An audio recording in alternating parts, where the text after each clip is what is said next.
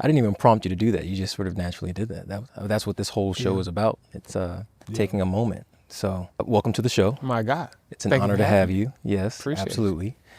I would like to lead off with getting to know you. I have my perspective of who you are. Yeah. You and I are friends, and we've known each other for a little while now. And I think it's really special to have you here because of how well you are able to articulate your thoughts and your feelings, how open you are. And I think you bring a certain energy, I know, to the world, but also specifically to me that I feel every time you and I speak. Yeah. So, Dom. My God. Who are you? Look, and I'm going to be real with you. I'm going to be very open and just like my personality, obviously. That's all I want. Who am I? I honestly try not to answer that as much as possible. Identity is a powerful thing, but it's kind of scary, dog. Like, I try not to think of myself as a thing. Okay. And for a lot of my life, that has fucked me up, where I just believed too much in what my identity was. Okay. So my short answer is I'm just a person. Okay. Do you try not to get caught up in a specific thing because you feel like it limits yourself? Or do you try not to do that because you get so fixated on trying to be that specific thing? What is your reasoning for not trying to? Yeah, I think it's more of the performance. Okay. Like if I say I'm an entrepreneur and Okay. I'm an intellectual, Okay. then I start to try to like perform those things. Like my brain is very obsessive. So if I ever identify myself as something, I work overtime to try to become it, which can be a good thing. That's why I said it's powerful. You know what I mean? You can give yourself very positive identifiers, but I typically like to leave my identity as fluid as possible so I can just show up as kind of whoever I am in that moment.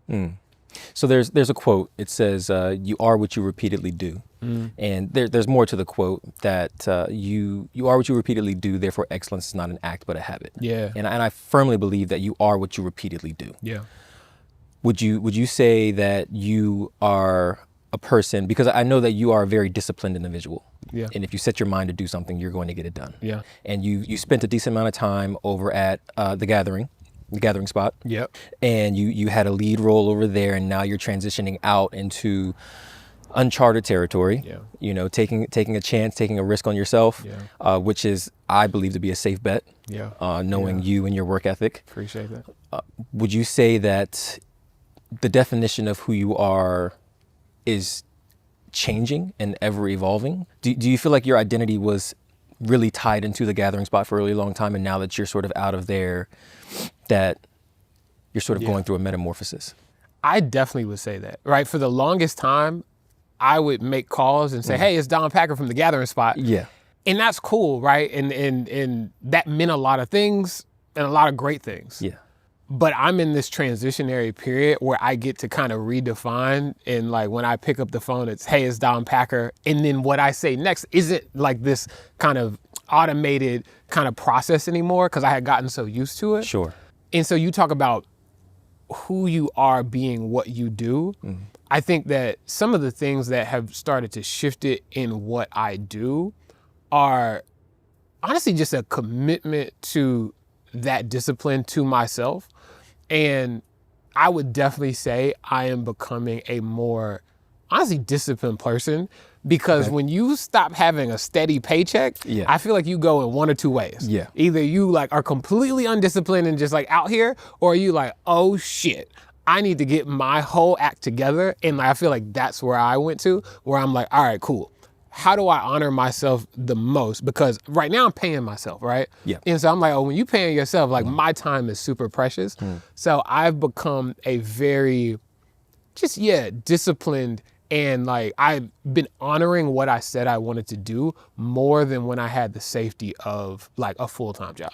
Now, what spurred on this transition? What spurred this change? Because for a lot of people, change is very difficult, especially like you said, you're leaving a steady paycheck. You know it's coming in every week, to now a little bit of it's not so certain when you're getting paid next, especially now, like you said, you're paying yourself. So what was the catalyst for this move? I really wanted the experience of going 0 to 1. Like I really wanted to like fully be invested and have like literal ownership of the thing I wanted. I knew at some point in my life I would have to do this. And then I was like, why not now? Right? It's only going to get harder with like responsibilities and commitments. So I'm like, right now is the best time to do it. And I know that if I die without doing it, I would regret it. So this was the time. Speak more to the importance of ownership for you. Yeah. I think we all need a sense of ownership in some part of our life. It doesn't have to be like financial, but to me, having ownership, when you feel like you have ownership, the way that you act towards that thing is with so much more love and care. Like if you're in somebody else's neighborhood, like you might not pick up the trash, but like if it's like on your street and in front of your yard and it's like, yo, this is mine. All right, cool. I'm gonna pick it up, right? And I think we all should try to expand our sense of ownership in the world. But that was why it was so important for me is like, I spend most of my life working. I want to feel like that sense of I care about like every aspect of this in a way that when you don't have like literal ownership, you just can't access that. Yeah. You know what I mean? Now, speaking of ownership and just sort of where you come from, and I'll let you discuss as much about this as you want to. You're related to an individual who has established himself very well in the film industry. Yeah. And do you find that that plays a role in your now desire to separate from the gathering spot and do your own thing? Yeah. Do you feel as though this other person has played a role in that? Hell yeah. So I met my dad when I was 12 for the first time. Okay. Changed everything about my life from that moment. Before that, like, In what way? my sense of what I could do in the world. Like, when I met him, he was an entrepreneur. Okay. I didn't know anybody who really worked for themselves. Well, let me not say that. I did not know anybody who worked for themselves doing anything legal. Okay. At that point. Fair enough. And so when I met him, and I had never been outside of Fort Worth, Texas, where I was born and raised to that point, I eventually would move to Atlanta to like live with him a couple years after we met. Seeing how he moved and like operated within like just like work life completely changed my conception of like what I could do and what I could be. And so from early on, one of the identifiers I put on myself is I'm gonna be an entrepreneur. Okay. And so that idea has stuck with me. I've tried to get away from like the identity of an entrepreneur, but keep the underlying importance of ownership and like that approach to like your life. Absolutely. Like I just felt like he is an extremely high agency individual. And I really admire that. Somebody who can just like think of something and says, the world doesn't currently work like that, but like, why not? Like I can like build something, I can create something in life, work, family, etc. And I can shape the world in my image too. Now, you saying that he wasn't really a part of your life until you were 12. Yeah. I would assume that there was a transitionary period, right? Where there's growing pains, there's learning each other, and even figuring out if that was a relationship that you wanted at that point, right? Yeah. And now as an adult, do you see that relationship as being like extremely valuable in the sense of you turn to him now, especially in this period that you're in, or not? Is he still sort of that distant man that you know is technically your father, but and has done all of these things and has all these accolades and all this, that, and the other? Yeah, our relationship has definitely evolved since like that first day I met him. We went to my favorite steakhouse as a kid, and he got me this Marion Barber jersey, like really nice. But I just hated like what I thought he was. Like I didn't know he didn't know about me, right? And that's a story for probably another gotcha. day. But he didn't know about me, right? Like he did everything he could. Like I genuinely, even looking back on it, that he could in that moment. Okay. But I hated it. Okay. But as soon as I actually like spent time with him, my whole life ended up like making sense, like really fast, in a way where I felt different from everybody around me. But I was like, oh, because I'm like him. And we're just different. So then we go through that, and obviously ups and downs like any relationship. Today, my best friend, can hit him with anything. I literally hit him before this and was like, yo, I'm about to be like talking like in a conversation on camera for the first time. Are there any things you just like kind of like think of before you go? So it's like, doesn't matter how small or big, like I hit him for shit. I love that. And honestly, like the part of our relationship that I'm enjoying the most now is that as I become my own person, like us just having a like, it's still father-son, but it is like a, you know, I have my own thoughts and opinions and I can challenge him and he challenges me. And like, I am really enjoying that aspect as we both just kind of exist with our own worlds. And I don't necessarily just exist kind of under him as his son, right? Absolutely. Yeah. So, and you just said it, in who you're becoming, right? And who is it exactly that you are becoming?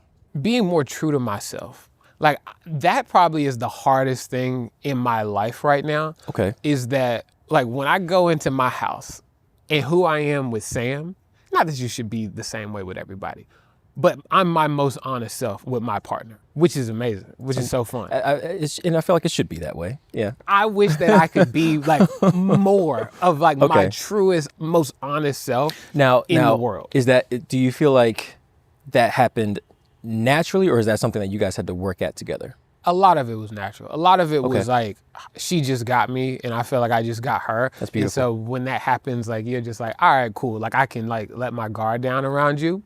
That said, I want to be someone who like, I'm me no matter where I'm at. I am to a degree, but like to more of a degree, I want it to be like when I walk into rooms, I am not saying, okay, what is this room and who do I need to be in this room versus this room? Some of that, the game is the game, but I really want to get to a point where it's just like, yo, you know, Dom just going to be him no matter where he is. So I think a part of the reason why I want to sit down with you specifically is because I've had the unique privilege of being able to see you in a personal setting around Sam, but then also when we do go out in public and we're around complete strangers, you know, even just now with the delivery guy coming by, you know, you, in all of it, you are, again, like I've said already, very articulate. I appreciate You are a conversationalist. You can start a conversation out of nowhere. And that is something that I truly like admire about you. And you'll be able to just start a conversation with the front desk girl or the guy on the bench press or whatever. And that's such a beautiful quality that you have. But do you find that some of that is, sometimes it comes across like business, Dom? It's like, or do you think that that's truly who you are? Yeah. Now that's funny. I love that you framed it like that. So what's happening in my head is I am actually really interested in people. Like when that guy like came, I was just like, okay, this is another human like in my space. And then like he was wearing a Browns jacket. So I'm like, okay, this is like something we can talk about because I know like I watch football. He obviously probably watches football. And so this is just a point like of connection. Most people probably would have just been like, hey, put my groceries down and let them leave. Hey, how are you? You know, at the most, just like, how are you doing? Okay. Which is cool. Yeah. I am just genuinely just interested in that random man. Have you always been that way? Yeah. Okay. Like for as long as I can remember, just was you always were that kid walking around the grocery store, just going to like hi to strangers and being like. Well, it's funny. You know. Well, okay, that's interesting. I've always been interested in people, but my dad made me like unlock what I think you refer to as like the like, you know, kind of you turn it on and like the charisma and like talking to people. Very charismatic. I did not have that. I was almost a mute when I was a kid. I didn't talk. So I was just quiet. But I would watch and listen a lot. When I met my dad, a lot of the transformation that I got from him was being more of an outgoing person and having more confidence. And so I think I remember like in those first years of meeting my dad, seeing him at the grocery store, talking to like people at the grocery store. We would then leave. I'm like, Dad, how you know them? Like, I was like, where'd you meet them before? Yeah. And he was like, oh, I don't know them. But he would talk to them in such a conversational way where I swore he knew them before.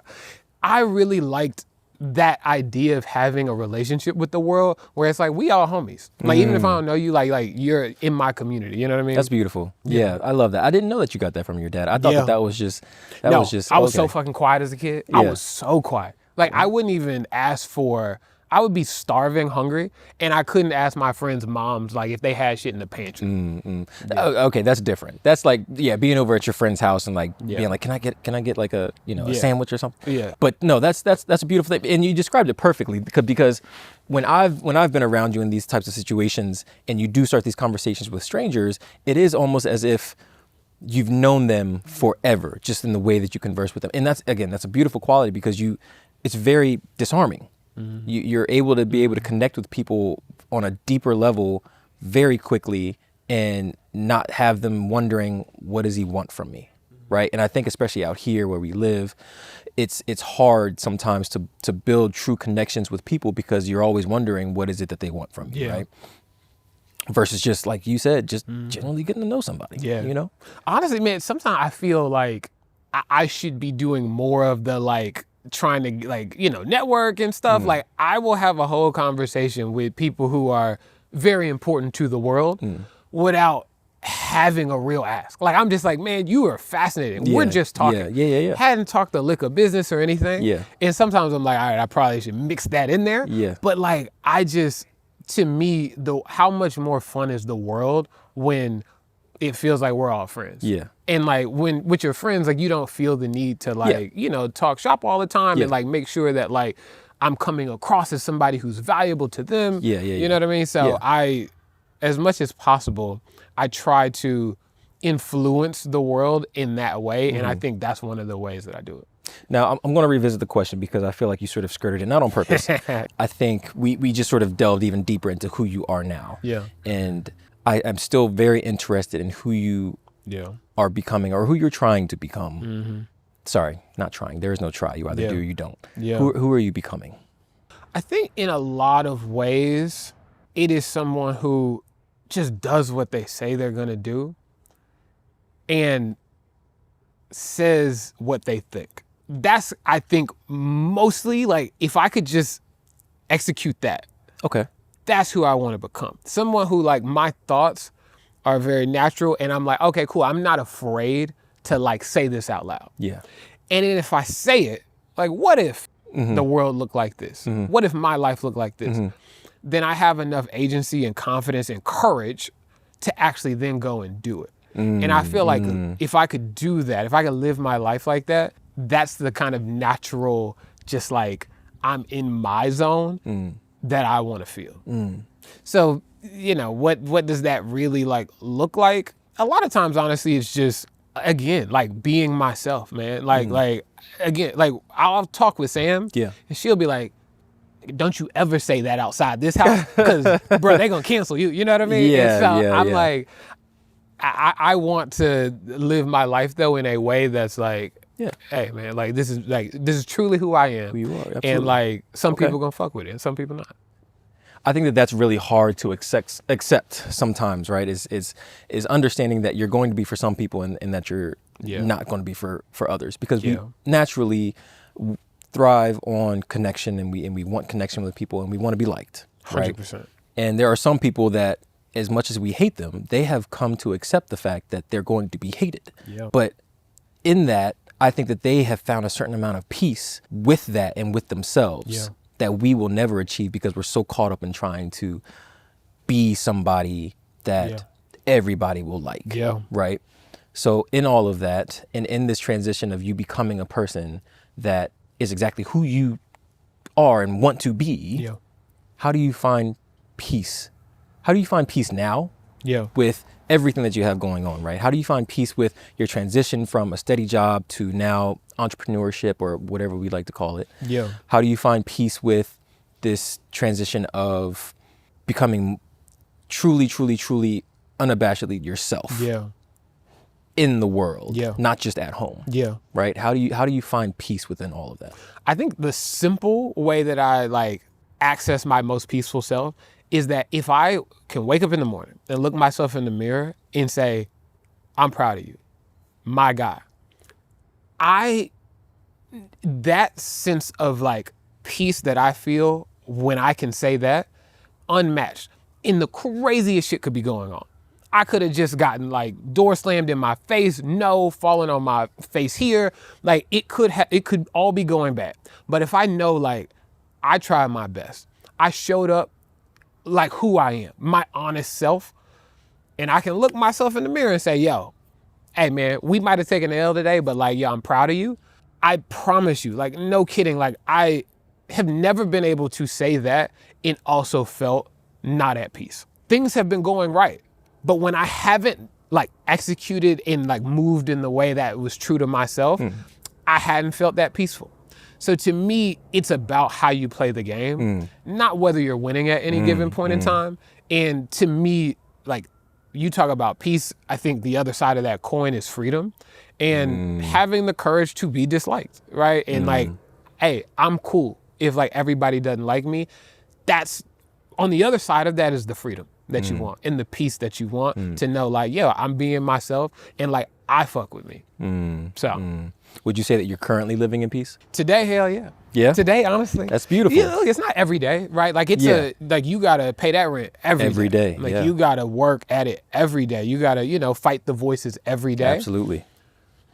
Today's a good day though. Like today, I genuinely feel great, man. Like, cause honestly, I spent the last 2 days nonstop just like working on the thing that I'm passionate about. Yeah. And I woke up this morning and was like, there was no more you could have given to like yourself, to the people around you, to your partner. Like recently, I'm like, yo, I've been giving my best to myself and the people around me. So I'm like, I can live with that. In all of your giving, what do you get? What do you need to receive, right, in order to keep going? Honestly, man, it's like those the random people that I will strike up conversations with. What I get from those is a feeling of connection. And like, I just like that. We all like that. Yeah. And I'm like, I don't need you to give me anything. I don't need you to compliment me. I just want to feel connected to you. And I think through my work and through how I move with like, you know, the people I care about, I feel connected to the world and like specifically the people around me. Yeah. Like, so yeah. I love that. Yeah. That's some good stuff, man. My God.